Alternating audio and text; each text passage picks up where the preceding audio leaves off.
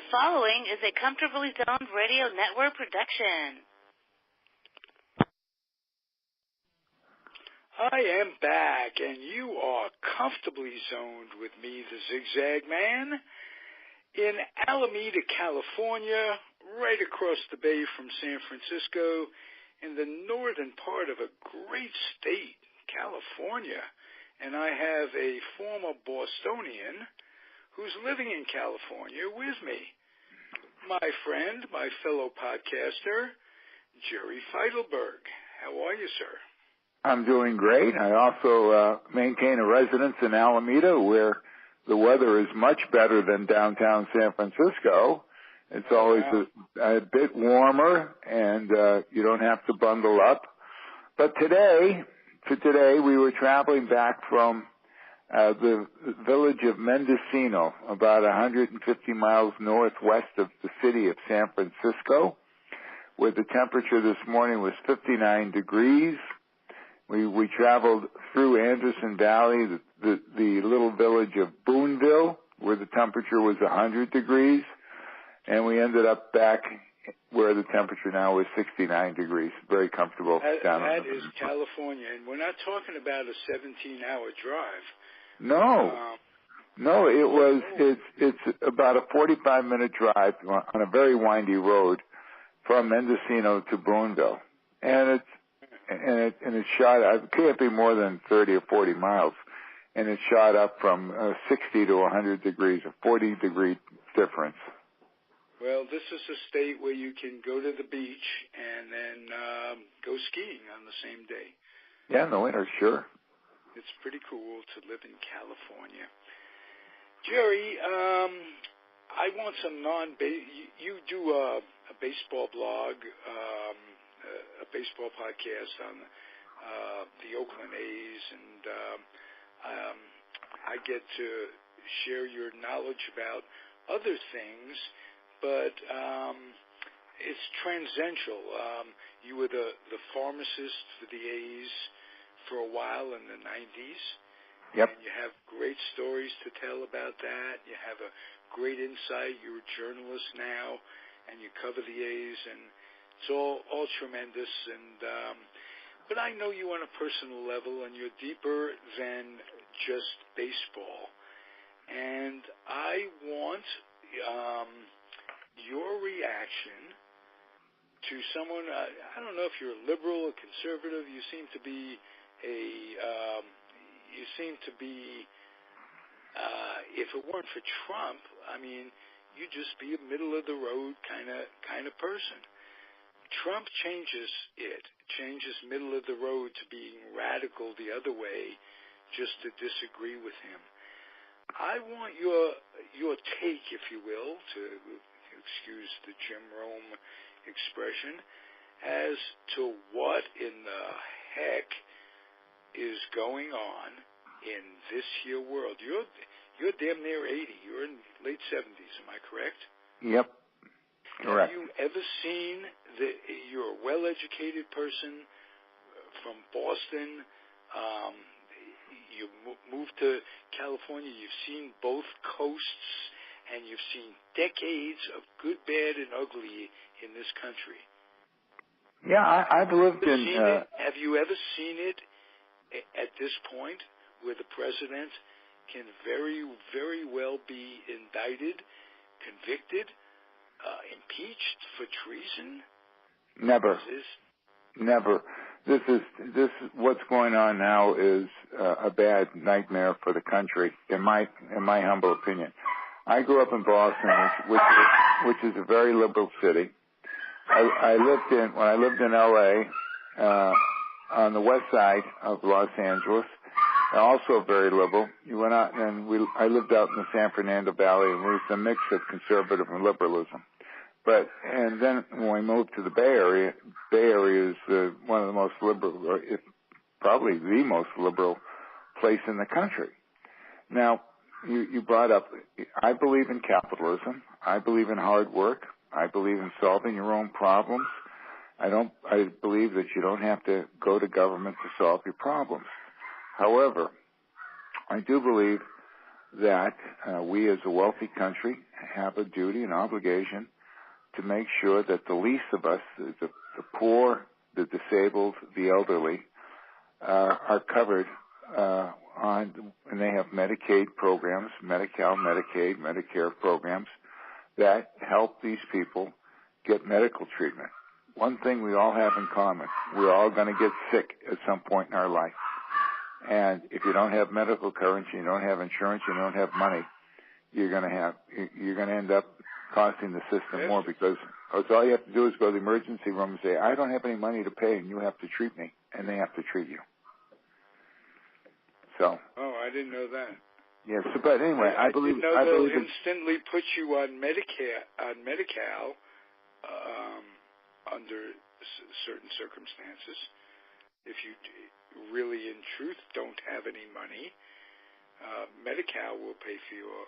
Medi-Cal will pay for you, and I had many people who were both Medi-Cal and Medicare, Medis we used to call them. But I saw a lot of people back in the 80s and 90s when the AIDS epidemic was raging through San Francisco. Young people who were devastated by the disease. They didn't have $2,000 or $3,000 a month to pay for their medication. The state, they applied for Medicaid, Medi-Cal, and the state picked up their treatment. And if they had medications that weren't on the Medi-Cal formulary, I would do the extra mile for these people and get the treatment authorization request necessary to continue their treatment, keep them out of the hospital, and keep them alive. And when they died, it was like losing a friend. And I just did the best I could to make sure that these people were treated well, and hopefully, of course, now they've got so many new medications that they can hold off the disease for many, many, many years. If you've got the money or the funds to pay for it.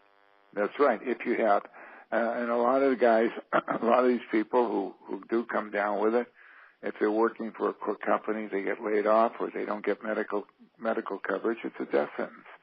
So there's a lot of that still going on today.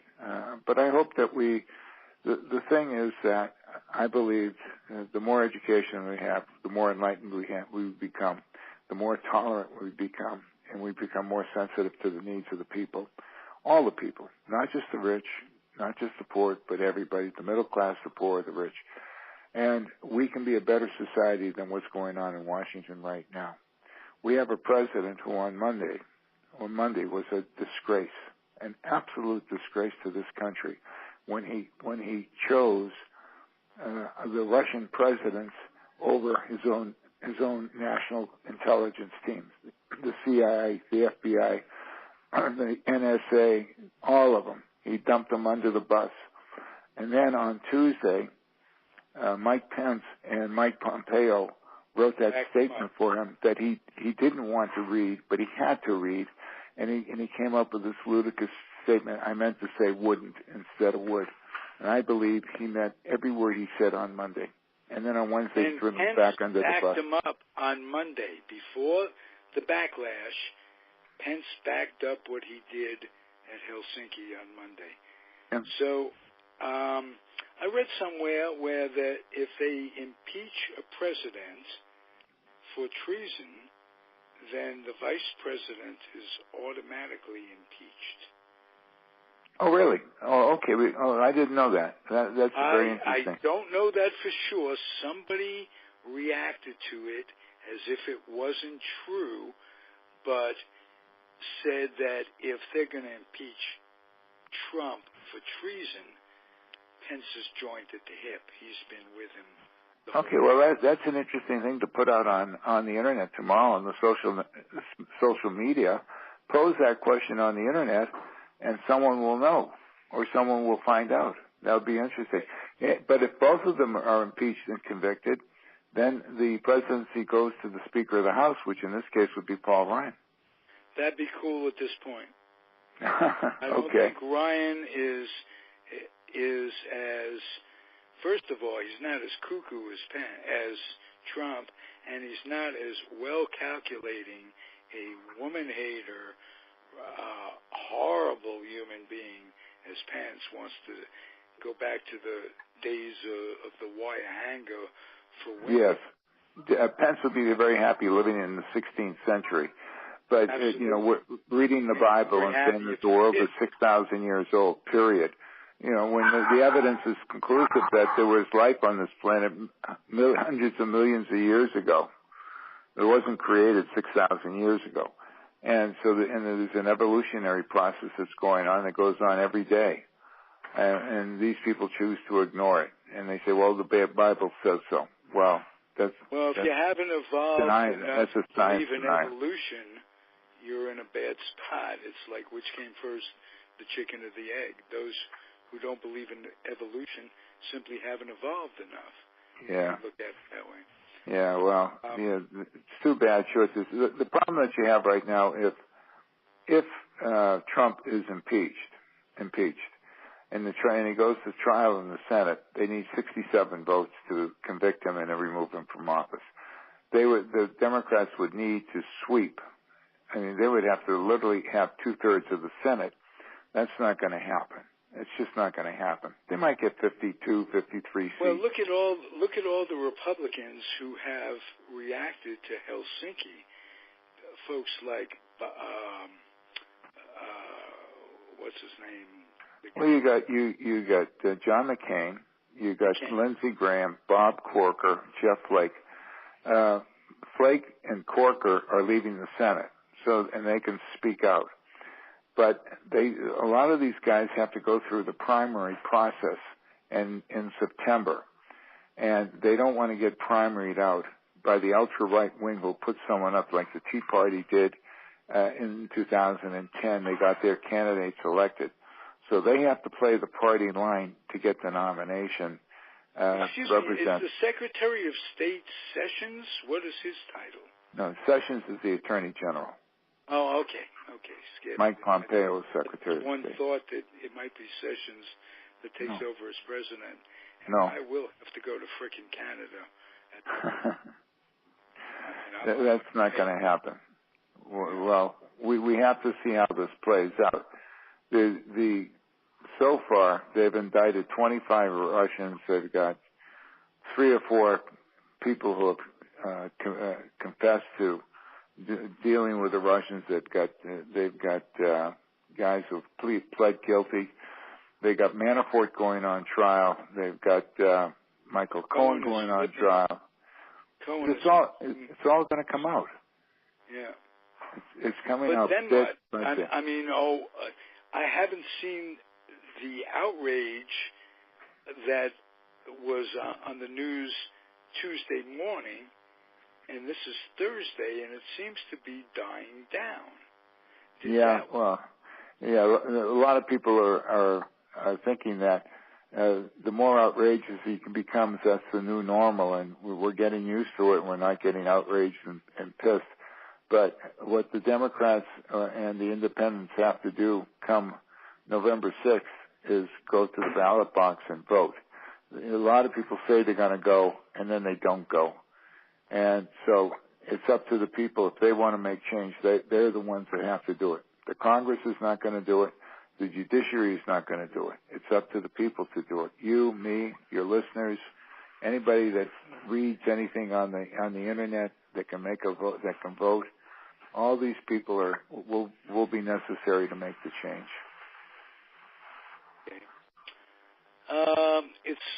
These are scary times, and I'm wondering whether or not a lot of it is just, we're paranoid, this, that, and the other thing, that he's got some sort of sense to make of it all, or is he just indiscriminately pissing everybody off in the world? NATO, all our allies are dismayed with the way things are going, and quite frankly, I'm embarrassed to have Europe laughing at us. Well, you also have a problem in this hemisphere where he's pissed off Canada and Mexico, and they are our neighbors, and we have relations with Canada and Mexico. Now, we could work with Mexico to solve the border problem or the drug problem. The problem with trying to do the war on drugs is that drugs won the war. And as long as we have people in this country demanding cocaine, demanding fentanyl, demanding heroin, and if they can bring it in cheaply through Mexico. Jerry, if they legalize drugs and prescribe them, wouldn't that not solve it all? Or am I being too simplistic? It would help. What they need is to get a waiver and to have a pilot program and pick a city. We'll pick New York City, where addicts can be treated by doctors and they get pure medication. And I know there'll be people screaming, "You're treating addiction. You shouldn't be doing that."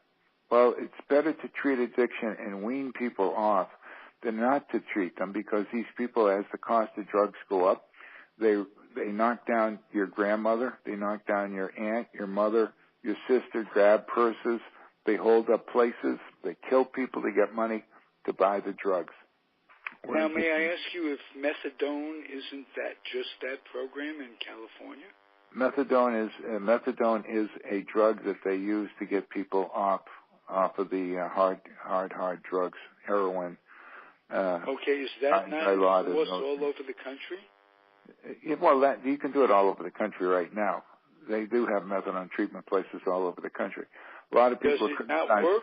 Is that the problem? It does work, but they criticize it because you're replacing one substance with another addictive substance, and that's true.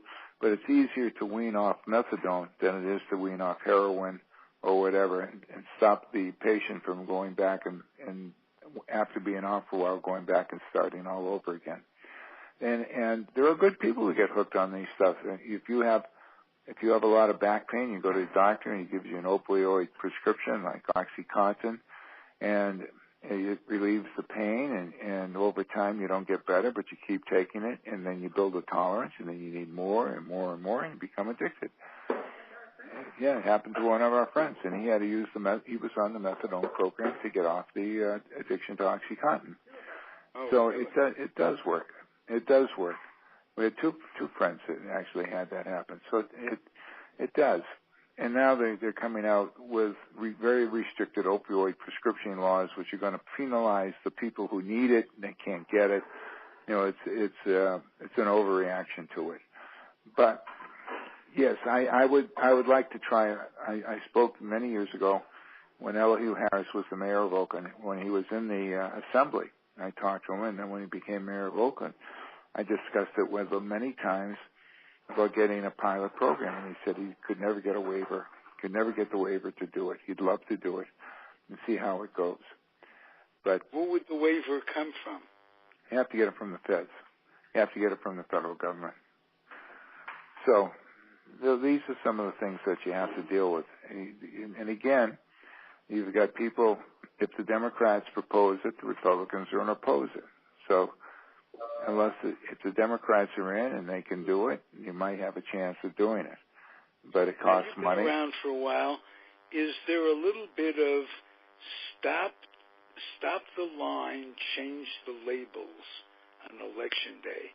Are we getting the same stuff with a different description when you go from Democrat to Republican, back and forth? I've often heard that you can't fight Republicans with Democrats. How much truth is there to that, in your estimation? There's a guy over at University of California in Berkeley, a guy by the name of George Lakoff, and he was a linguist, and it's his contention that the Democrats do not know how to frame their arguments. The Republicans are very good at it. They get into it lockstep. They repeat it over and over again, and they never change. And the Democrats, one of the great lines in politics was ushered by the humorist Will Rogers. He says, I do not belong to any organized political party. I'm a Democrat. So the Democrats are disorganized. It's true. The Democrats are disorganized. And that was Republicans, back in the 30s. 30s. And the Republicans are organized. They say the same stuff.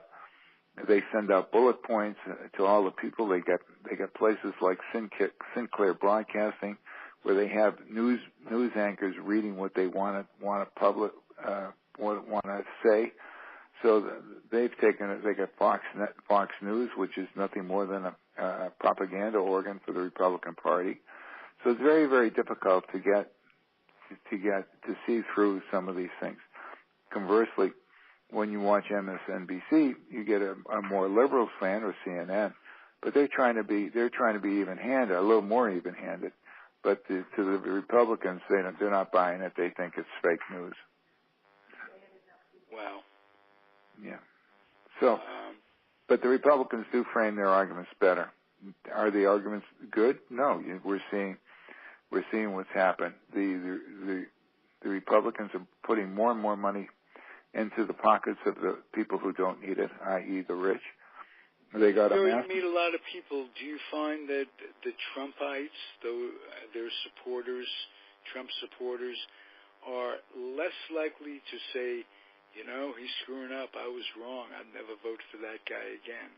I've had some, but at the same time, they said that two of our friends say he's doing exactly what he said he was going to do, and they like that. He said he was going to do this, he said he was going to do that, and he did it. And too bad. You don't like it? Too bad. How could have they voted for a man who said he was going to do those things? Did you ask them that? No, a lot of people who are Jewish people, who traditionally 70% of Jewish people are in the liberal fold. The 30% felt that, or a lot of them felt that he was stronger on the Israel situation than the prior president, Obama. Obama tried to be more. That's what lost that.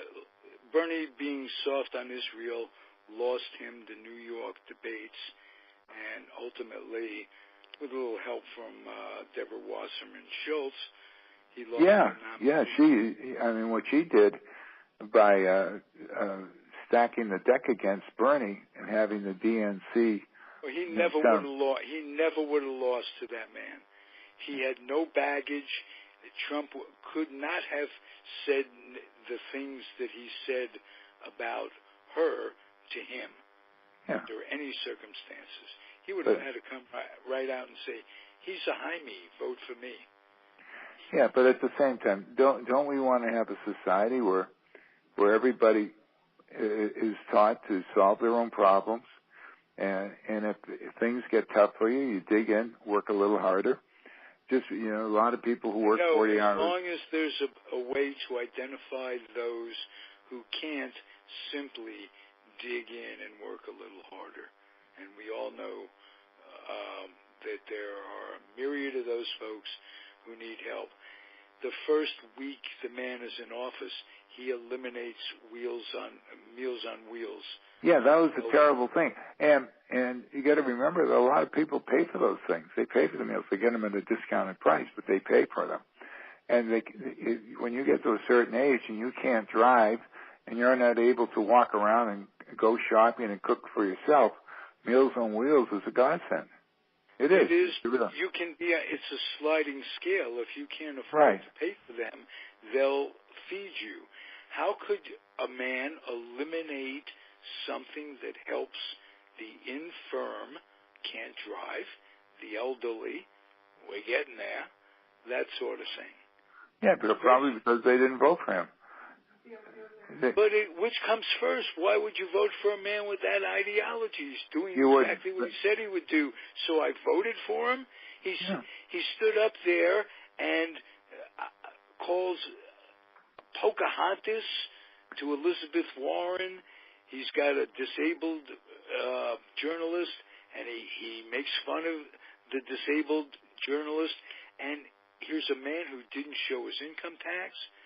And he had a case going where there was a 13-year-old woman / whatever, who was suing him for statutory rape and this, that, and the other thing. And it turns out it wasn't just statutory rape. It was he was molesting her, and she was underage, and there was a court suit, and it was going on, and he got nominated. What kind of country are we turning into? I'm asking rhetorically, do you ask the same questions? Yeah, I want to know how 60 million people voted for him. 60 million people voted for him. 63 million voted for Mrs. Clinton. But because the way it's structured for the Electoral College, she won in big margin states like California, Massachusetts, or what have you, the liberal states. If you thought 48% of the people vote, only 48% of the people are almost half the populace. You're walking in the park, you're among people that vote for this guy. Yeah, it's scary. Disheartening. We're finding out he had a little help from Russia. So we'll get to the bottom of it. I mean, Trump as a human being leaves a lot to be desired. He's a misogynist. He's a bully. He's a cheat. He's a liar. We like those things. I mean, yeah, right.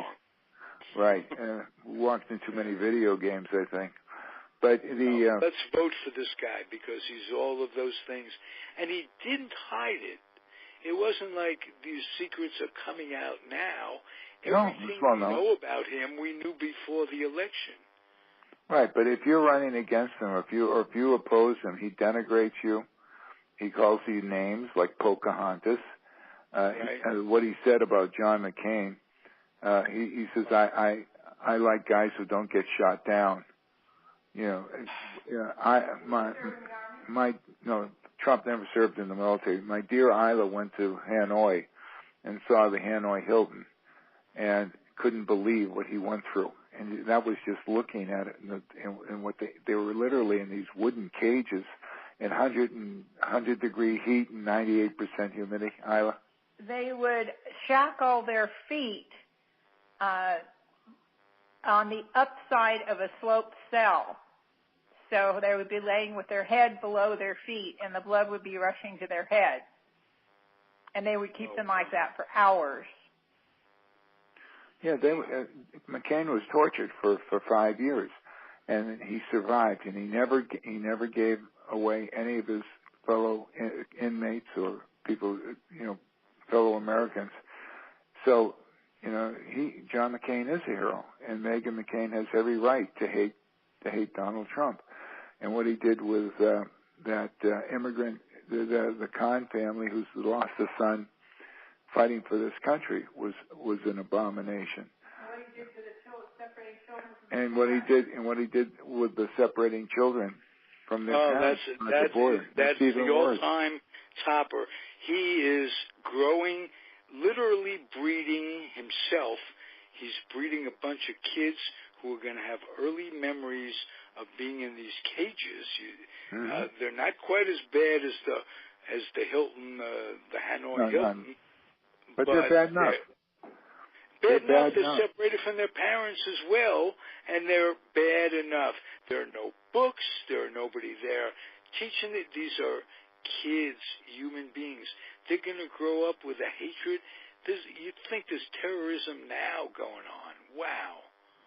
Yeah, and what's happened is that there have been guys, illegals, who have come into this country, who have served in the military, gone to Afghanistan, gone to Iraq, come home, and now they're being deported. They served honorably serving this country, and now they're being deported.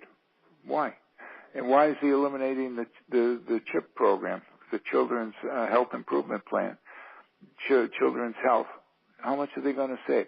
But in the meantime, they gave away $1.5 trillion to the wealthiest corporations in this country with tax cuts. $1.5 trillion. Now to make up for it, so that you don't increase the budget, you got to cut Medicare, you got to cut Social Security, you got to cut Medi-Cal, you got to cut the children's program, you got to cut any spending on any social health program. They're also trying to eliminate or gut Obamacare. Obamacare provides school lunches. Obamacare provided health care for 30 million American people who never had health care before. 30 million. Now, it wasn't a perfect program. There were a lot of inequities in it. Some people ended up paying more than they should, but at least it was something. And over time, the politicians, and God love them, they don't know what the hell they're doing 90% of the time. When they try and do something and pass legislation, they're not aware of the unintended consequences when they do this. But Obamacare was a carbon copy of the Massachusetts plan, which was Romney Care. And it worked in Massachusetts, and the Democrats adopted it. And so it was the Republicans ripping apart Romney's program, which was successful. And I think Obamacare did work. And it did provide people. It worked in California. It added a lot of people to the welfare, to the Medicaid rules. Medicaid was expanded, and it gave people health care. And we used to talk. You're familiar with Highland Hospital up in Oakland. Mm-hmm. And when you have a lot, and they have a fair amount of Hispanic people in the Oakland area. A lot of them may be illegal. Now, these people, if they come to this country and they have tuberculosis is spread respiratorily. And it goes from one person. These people, they're going to go out and infect the entire neighborhood. You scare them off by putting, you put the guards in brown uniforms, and you scare the people off from coming in and being treated, and they go out and infect their neighbors. Right. What kind of thinking is that? And that's going to cost society a lot more than if they treated the 1, 2, 5, 10 people instead of having to treat 1,500 people. But How about if they just say, blanket, we're going to treat everybody in this country, insurance companies be damned, drug companies be damned, we're going to not just treat, we're going to try to cure and keep people alive. Now, I don't care if you're a retired senator or whatever. It's great health care. We're going to give everybody, just because they're humans, we're going to give them the same treatment. And how much more would it end up costing? It would. I want you to think about something. When Obamacare came in and they had 30 million more people guess who are getting premiums every month for those 30 million people? Insurance companies.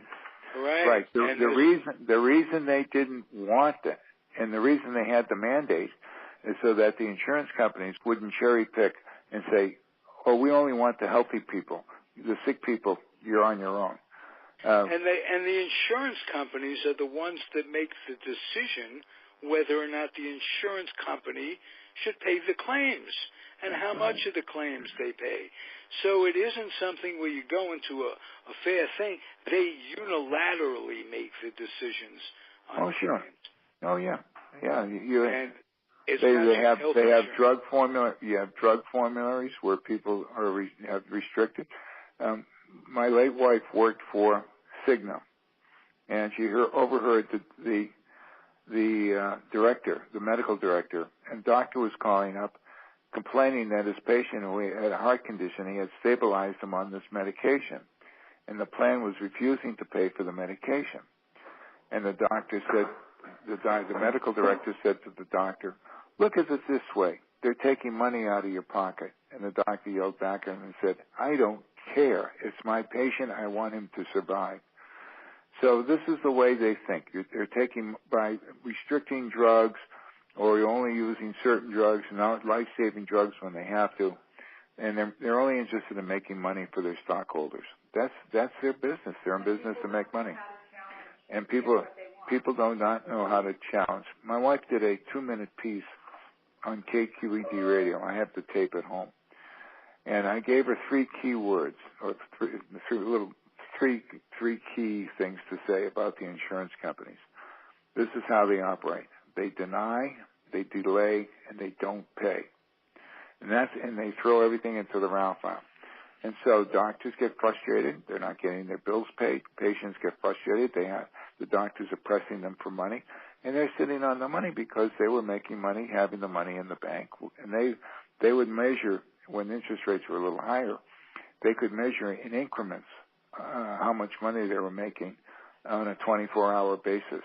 And they know exactly the longer they kept the money, the more money they made.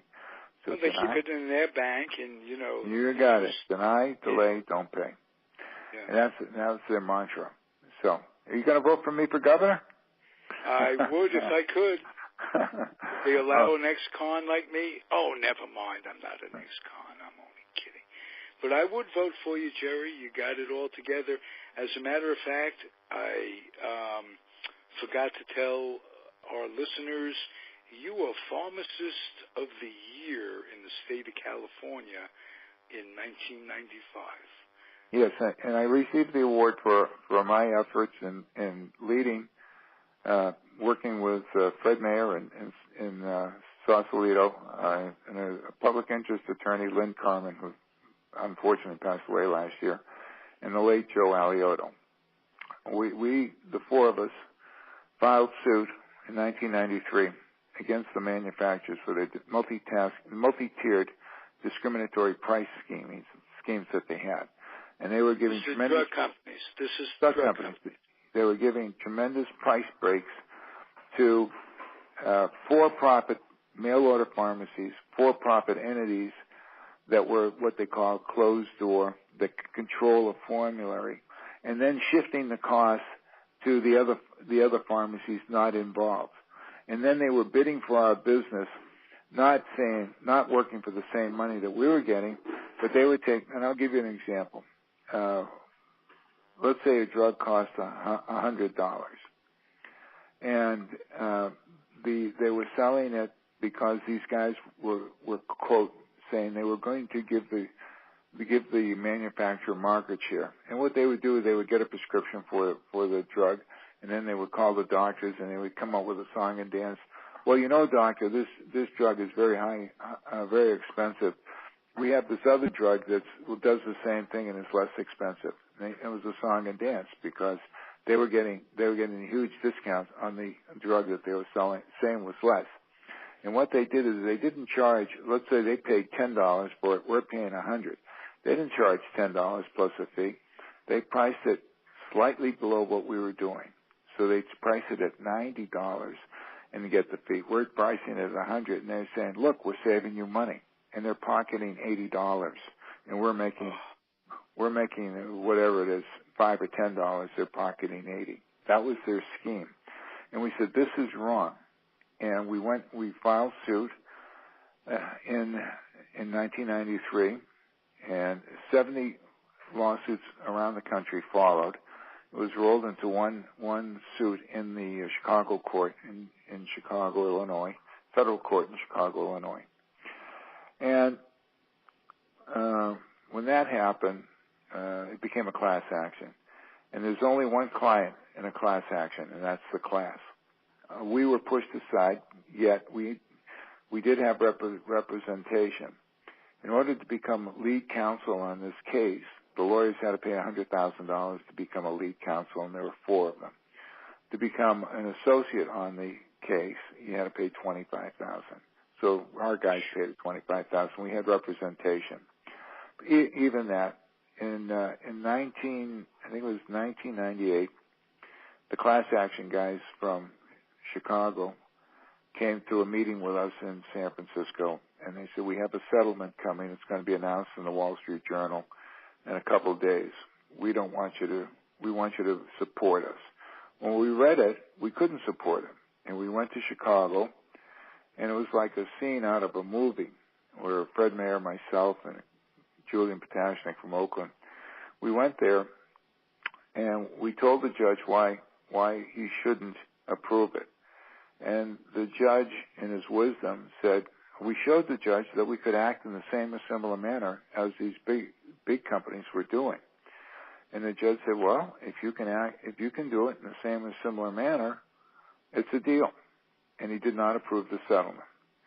So the settlement then went to, I think it went to the appeals court in Chicago, and we won on appeal. Or something happened. We won on appeal. The Supreme Court didn't take the case. They sent it back to the lower courts.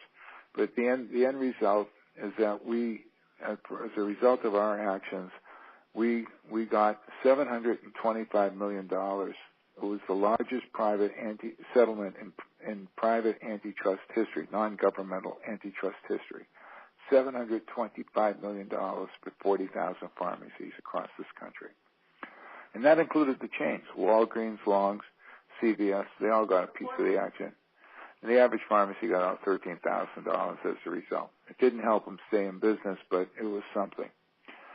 And the unfortunate part is that we may have won a lot of money. And for these companies, for example, the Merck company paid us $52 or $54 million. You know how many days it took them to recoup the profit? 6 days. Money. Oh, wow. 6 days to recoup $54 million. It was coffee money for them. And so, yeah, and so it's still going on today. The mail order firms are getting tremendous price breaks. And the mom and pop pharmacies are a thing of the past. The chains are struggling. You go into a chain pharmacy, you see why. You get guys working. They're working in prescription factories. They have to fill hundreds of prescriptions a day to make their nut, to make There's the no overhead. human interaction between the pharmacist and... No, very low, very low. So these are things that... It is sad. It is sad. Yeah. People don't know about it. Most people know they go into their pharmacy and they get their copay and they hope they can afford it. And of course, for Medicare, the drug plans keep changing the copays every year.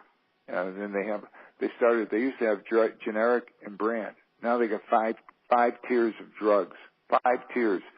And the Medicare drug program is so complicated, you have to have a lawyer to understand it. So anyway, that's my sad tale for tonight. Hey, thank you so much for giving me the idea that I'm not the only one that is confused by all of what's going on. And you're wording it properly. You just you seem to be as baffled as me, and I feel complimented by that. Yeah, and as far as I'm concerned, it better be a blue wave in November to stop this nonsense. They'll put a check on it. And it's up to the people. They ain't going to have to vote. And for a second I said, I thought I heard you say, better be a Jew wave in for that. We'll get a minion going anytime you want, Jerry. Thank you, my friend. We'll talk soon. We'll talk baseball next week. And would you thank Isla for contributing? Absolutely. I thank her every day. I'm so thankful for her. It went out. You got it. All right. Thanks a lot, both of you. Be well, everybody. Thank you for listening. Okay. I'm Ralph Tycho, Comfortably Zoned Radio Network. The show is fun for me. Listen. It's fun. It's fun, too. All right. Thank you, everybody. Okay. Good night.